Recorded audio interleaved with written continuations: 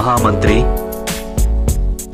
ఆర్యావర్తంలోని ఈ పుణ్యభూమిని 16 జనపదాలు ఇంకా ఎన్నో రాజ్యాలుగా విభజించారు. కానీ ఇక్కడి ప్రజలకు ఈ విషయం నేటికీ తెలియదు. వాస్తవానికి వారందరూ ఒక రాజ్య ప్రజలేనని. కానీ ఇప్పుడు ఇకపై సమస్త ఆర్యావర్తంలో ఒకే శాసనం ఉంటుంది మహామంత్రి.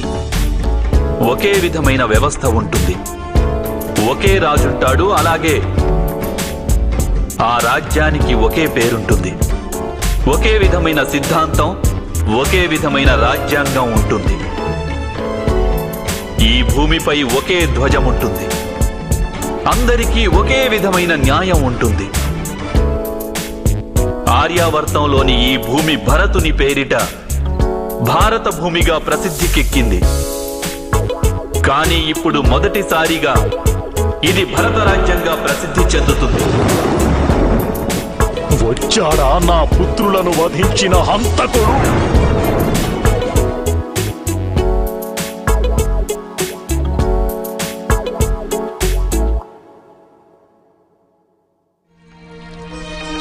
సమ్రాట్ యుధిష్ఠిరుల వారికి, సమ్రాట్ యుధిష్ఠిరుల వారికి, సమ్రాట్ యుధిష్ఠిరుల వారికి. వచ్చాడా నా పుత్రులను వధించిన హంతకుడు? అగ్రజ, విజయుడైన సమ్రాట్ యుధిష్ఠిరుడు నగరంలోనికి ప్రవేశిస్తున్నారు. మీరు వదిన గారితో కలిసి వారిని స్వాగతించేందుకు నగర ద్వారం వద్దకు రావాల్సి ఉంది. విజయుడే కావచ్చు, కానీ అతడు తన సోదరులను వధించిన హంతకుడు. నేను వారిని స్వాగతించలేను. మీరు రాణి కదా. పరాజితులైన రాజదంపతుల కర్తవ్యానుసారం వారు విజేతలైన రాజదంపతులను స్వాగతించాలి. కానీ అది జరగకుంటే సమ్రాట్ యుధిష్ఠిరులు మీకు మృత్యుదండన విధించే నిర్ణయం తీసుకోవచ్చు. మృత్యుదండన?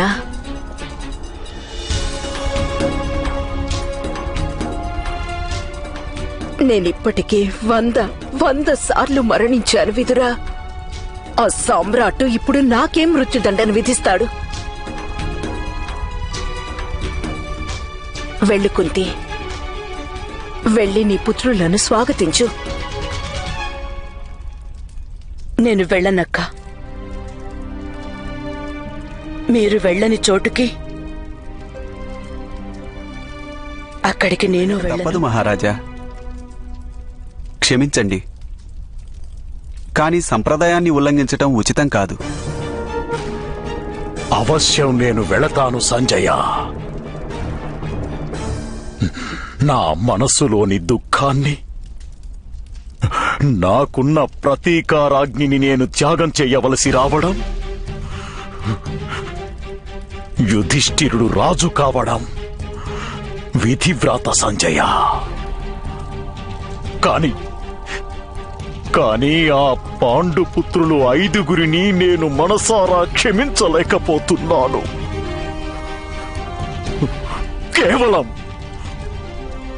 కేవలం ఆ భీముని కారణంగానే.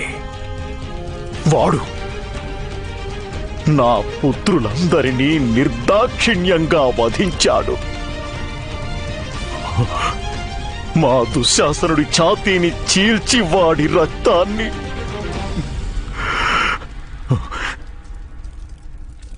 ఈరోజు హస్తినాపురి రాజభవన ప్రాంగణంలో నేను వాడిని ఆలింగనం చేసుకునే క్షణంలో నా బాహువుల మధ్య నలిపి చంపేస్తాను. నా కసి తీరినప్పుడు మిగిలిన ఆ 4 పాండవులను మనస్ఫూర్తిగా క్షమించగలనేమో.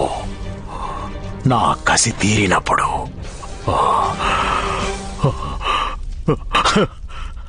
పద సంజయ.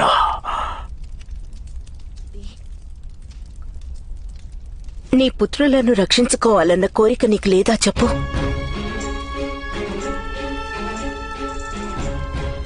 ఈ రోజు పాండుపుత్రులు మరణించాలని రాసి ఉంటే అలా జరుగుతుందక్క. అన్యథా ఏ శక్తి వారిని 18 రోజులు రక్షిస్తూ వచ్చిందో అదే శక్తి వారిని ఈ రోజు కూడా రక్షిస్తుంది. సమ్రాట్ యుధిష్ఠిరుల వారికి, సమ్రాట్ యుధిష్ఠిరుల వారికి, సమ్రాట్ యుధిష్ఠిరుల వారికి, సమ్రాట్ యుధిష్ఠిరుల వారికి. సమ్రాట్టుకు జయము జయము. నేను హస్తినాపురికి పరాజితుడైన రాజును. మిమ్ము స్వాగతిస్తున్నాను. పెద్ద తండ్రి, మీ పుత్రులం మేం విజేతలం కాదు. మా సోదరులను వధించి తిరిగి వచ్చిన అపరాధులం. మీరు మాకు క్షమాదానం చేయండి, లేదా కఠినాతి కఠినమైన దండన విధించండి. ఎందుకంటే మీరే మమ్ము క్షమించకుంటే ఇక మేము హస్తినాపుర ప్రజల నుండి ఏ విధంగా క్షమను ఆశించగలం? క్షమా?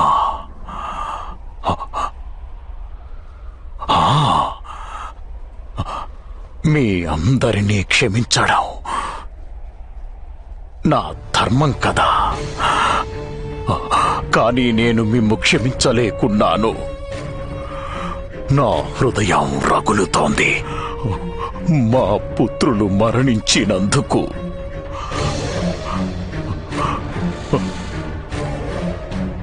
అయినా నా నూర్గురు పుత్రులను వధించిన వాడు క్షమాపణ కోరలేదు. ఇప్పటికీ నన్ను క్షమించండి పెద్ద తండ్రి. మీ చరణాలని స్పృశించేందుకు అనుమతినివ్వండి. భీమా, చరణ స్పర్శ కాదు పుత్రా, ఆలింగనం చేసుకో. ఇటురా. నన్ను క్షమించండి పెద్ద తండ్రి. నేను నా కర్తవ్యాన్ని నిర్వర్తించానంతే. ఇప్పుడు నా మనసులో ఎవరి పట్ల ఎటువంటి వైరము, ఏ ద్వేషము లేవు. పెద్ద తండ్రి, పితృదేవులు మరణించినప్పుడు మేం మీ ఆశ్రయం కోరి వచ్చాం. అప్పుడు మీరు ఆశ్రయం ఇస్తానని మాట ఇచ్చారు.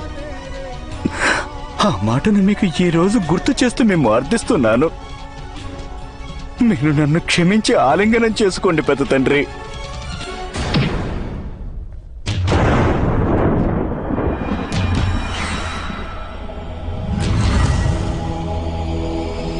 నీవు గదాయుద్ధ నియమాలకు విరుద్ధంగా యుద్ధం చేస్తున్నావు భీమా.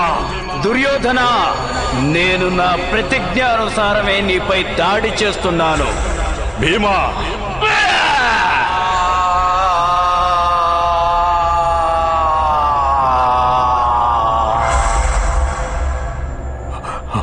రా పుత్రా, పుత్రా నా చెంతకు రా. ఇప్పుడే నిన్ను ఆలింగనం చేసుకుంటాను. నా చెంతకు రా పుత్రా.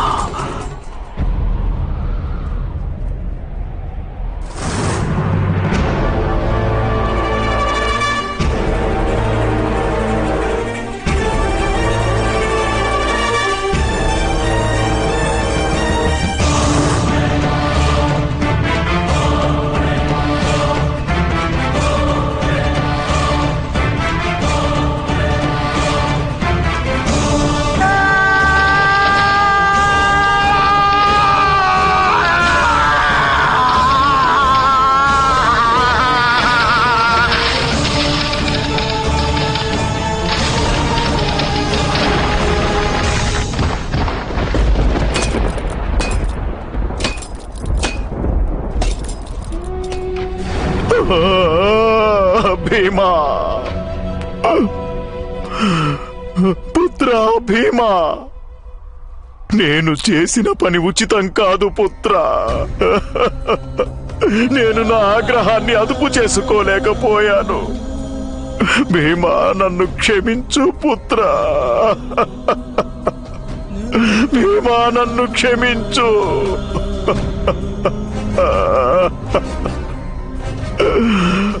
మహారాజా, మీరు బావ భీమసేనుని వధించలేదు, మీ ఆగ్రహాన్ని వధించారు ఈరోజు. బావ భీముడు జీవించే ఉన్నాడు. అవును మహారాజా. ఇప్పుడు మీరు మనస్ఫూర్తిగా బావ భీముని క్షమించండి. వానిని ప్రేమతో ఆలింగనం చేసుకోండి. అలాగే వాసుదేవా.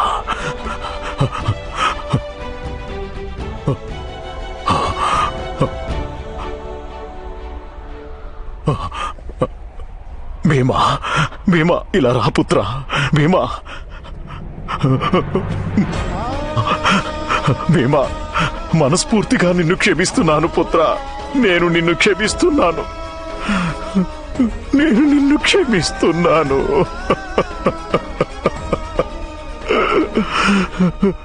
మనస్ఫూర్తిగా నిన్ను క్షమించాను పుత్ర. శుభం కలగాలి, మీకు శుభం కలగాలి, శుభం కలగాలి.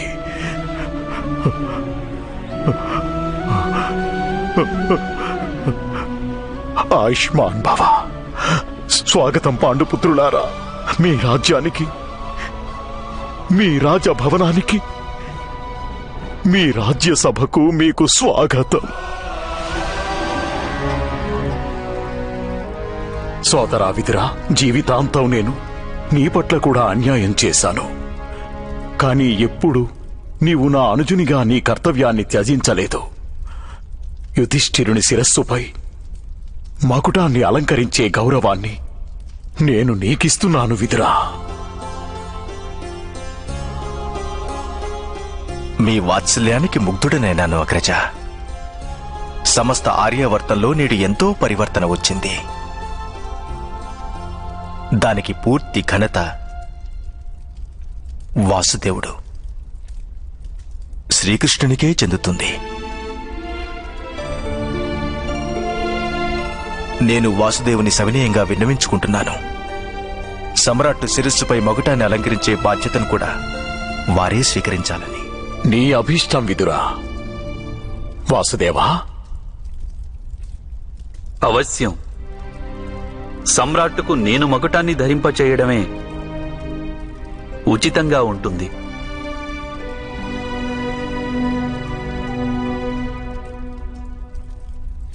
ఇదే అందరికీ సంక్షేమదాయకం. రాజు సభాసదులు సమ్రాట్టుకు మకుటాన్ని ధరింపజేసే బాధ్యతను యాదవ శ్రేష్ఠులు శ్రీకృష్ణుల వారికిచ్చారు. అక్క ఆగండక్క. ఆగో ఆగో ఆగో ఆగో ఆగో ఆగో. ఈ బాధ్యతను వాసుదేవుడికి ఎందుకు ఇచ్చారు? వాసుదేవుడికి ఈ గౌరవాన్ని పొందే అర్హత లేదు. గాంధారి, వాసుదేవునికి అర్హత లేదంటావేమిటి? పట్టాభిషేకం వంటి మహత్కార్యానికి వాసుదేవుడు స్వయంగా విచ్చేయడం మనందరి అదృష్టం కదా గాంధారి. అగ్రజులు సెలవిచ్చింది ఉచితమే వదిన గారు. వాసుదేవుని మించిన అధిక శక్తిమంతుడు సమస్త విశ్వంలో తెలుసు. ఈ వాసుదేవుడు లేకుంటే పాండుపుత్రులకు విజయం దక్కేది కాదు.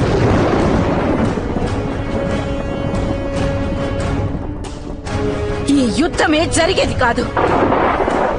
నాకు తెలుసు వీని శక్తియుక్తులు, వీరు చేసిన మహిమలు. నాకు తెలుసు ద్యూత సభలో ద్రౌపదికి మాన సంరక్షణ చేసింది సాక్షాత్తు ఈ వాసుదేవుడేనని. ఇన్ని శక్తులు నీకు ఉన్నప్పటికీ ఈ యుద్ధాన్ని ఎందుకు జరగనిచ్చావు వాసుదేవా? ఇంతటి వంచన, ఇంతటి కాపట్యం, ఇంతటి అన్యాయం ఎందుకు జరగనిచ్చావు? ఇదిగో దేవకీ నందన, విను వాసుదేవా, విను. ఈ ఆర్యావర్తంలో మారుమ్రోగుతున్న ఆర్తనాదాలు విను. ఒక పాత హృదయ ఫలకంపై దుఃఖం చేస్తున్న తాండవాన్ని చూడు. మేము నీ చేతిలో కీలు బొమ్మలుగా మారిపోయాం. ఎందుకింత భయానకంగా నీవు మా చేత నృత్యం చేయించావు? కురుక్షేత్ర యుద్ధ స్థలిలో అందరినీ మించి అధర్మం చేసింది నీవే వాసుదేవా, నీవే. వాస్తవానికి దండనకి అర్హుడివి నీవే. నేను మహాతపస్విని, సుబలపుత్రిని. నేను మహాయోగిని ధృతరాష్ట్ర పత్నిని నేను అభాగ్యురాలిని కురు రాజమాతను ఇప్పుడు నిన్ను శపిస్తున్నాను.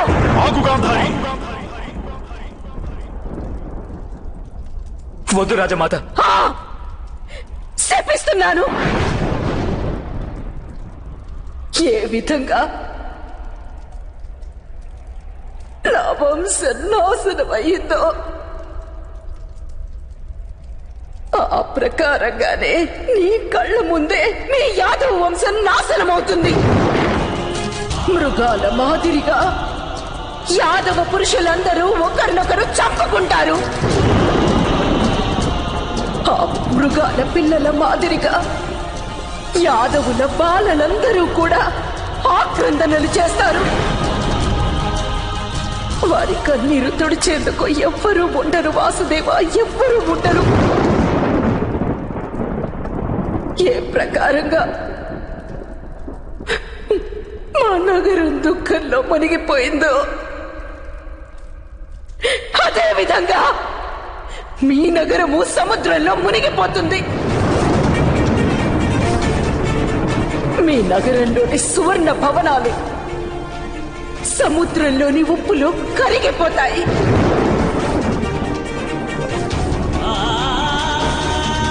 నీవు అప్పుడు నీవొక అరణ్యంలో ఒంటరిగా అశక్తుడివై ఒట్టిపోయిన పశువు మాదిరిగా ఒక కసాయివాని చేతిలో హీనంగా బలి కాగలవు.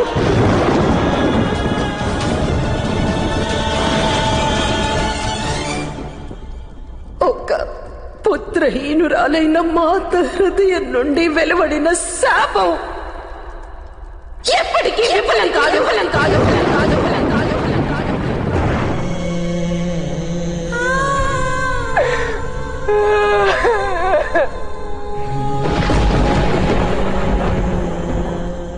గాంధారి, ఏమిటి నీవు చేసింది?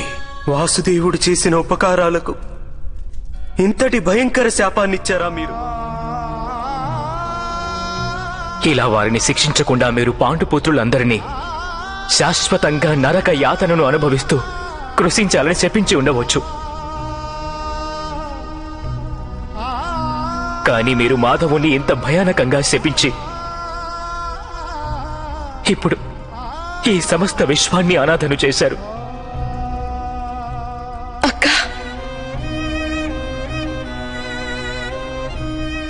మీ శాపాన్ని ఉపసంహరించుకోండి.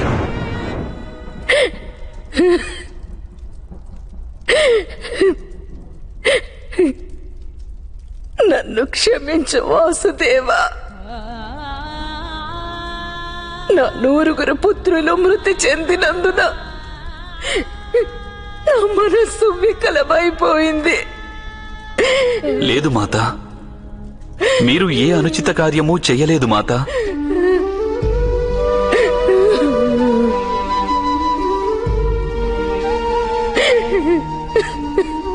మీకు క్రోధం కలగడం ఉచితమే. మీ బాధ స్వభావ సిద్ధమే. ప్రతి క్షణం నేను కూడా ఈ బాధను అనుభవించాను మాత. కురుక్షేత్రంలో ఎవరి దేహం గాయపడినా అప్పుడు స్రవించింది నా రక్తమే.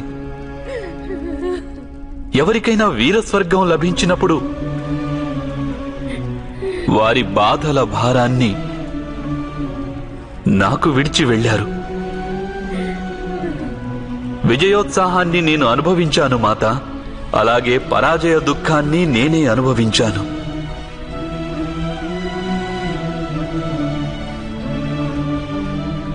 నేనే మీకు శత్రువును మాత. కానీ మీ మిత్రుడిని కూడా నేనే, మీకు పుత్రుణ్ణి కూడా నేనే. నేనే ఎంతో కఠినంగా అశ్వత్థామను శపించాను. కాని మాత, నేనే ఆ శాపాన్ని అనుభవిస్తున్నాను. దుర్యోధనుణ్ణి భీముడు గాయపరిచినప్పుడు బాధతో ఆర్తనాదం చేసింది నేనే.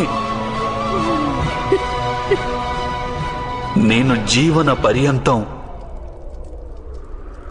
మాతల ఆశీస్సులను స్వీకరిస్తూ వచ్చాను.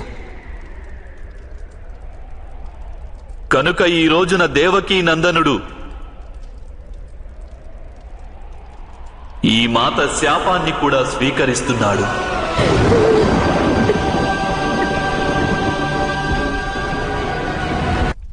మీకు నేను వాగ్దానం చేస్తున్నాను మాత, మా వంశం నశించవలసిన సమయం వచ్చినప్పుడు అప్పుడు నేను ప్రప్రథమంగా నా సుదర్శన చక్రంతో దాడి చేస్తాను.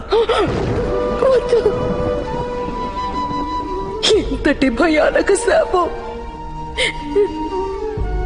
నా నోటి వెంట ఎలా వెలువడింది? లేదు మాత, మీరు చేసిన దోషమేమీ లేదు.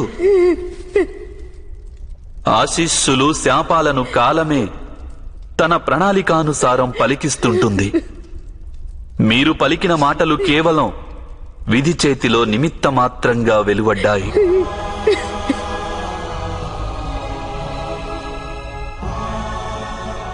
యాదవుల నాశనం కూడా అనివార్యమైనదే.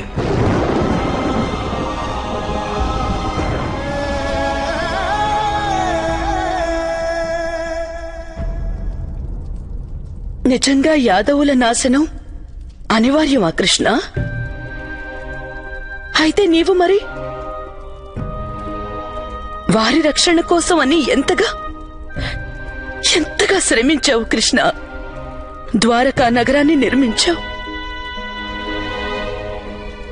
ఇప్పుడు నీవే వాటిని నాశనం చేస్తావా? నేను కాదు అత్తా, కాలమే వారిని నాశనం చేస్తుంది. యాదవులు ఈ యుద్ధంలో పాల్గొని ఉంటే వారు కూడా నశించి ఉండేవారు. కాని వారు ఇప్పటికీ ప్రాచీన వ్యవస్థలోని సంప్రదాయాలతోనే జీవిస్తున్నారు. ఇప్పుడిక వారు ఎక్కువ కాలం జీవించరు. త్వరలోనే యాదవ రాజ్యం నశించిపోతుంది. అయితే వాసుదేవా, పరమాత్ముడు ఇంతటి విస్తృత ప్రణాళికను ఎందుకు రచించాడు? ఆర్యావర్తంలోని ఈ పుణ్యభూమిని 16 జనపదాలు ఇంకా ఎన్నో రాజ్యాలుగా విభజించారు. కానీ ఇక్కడి ప్రజలకు ఈ విషయం నేటికీ తెలియదు. వాస్తవానికి వారందరూ ఒక రాజ్య ప్రజలేనని. కానీ ఇప్పుడు ఇకపై సమస్త ఆర్యావర్తంలో ఒకే శాసనం ఉంటుంది మహామంత్రి. ఒకే విధమైన వ్యవస్థ ఉంటుంది. ఒకే రాజుంటాడు. అలాగే ఆ రాజ్యానికి ఒకే పేరుంటుంది. ఒకే విధమైన సిద్ధాంతం, ఒకే విధమైన రాజ్యాంగం ఉంటుంది. ఈ భూమిపై ఒకే ధ్వజముంటుంది. అందరికీ ఒకే విధమైన న్యాయం ఉంటుంది. ఆర్యావర్తంలోని ఈ భూమి భరతుని పేరిట భారత భూమిగా ప్రసిద్ధికెక్కింది. కానీ ఇప్పుడు మొదటిసారిగా ఇది భరత రాజ్యంగా ప్రసిద్ధి చెందుతుంది.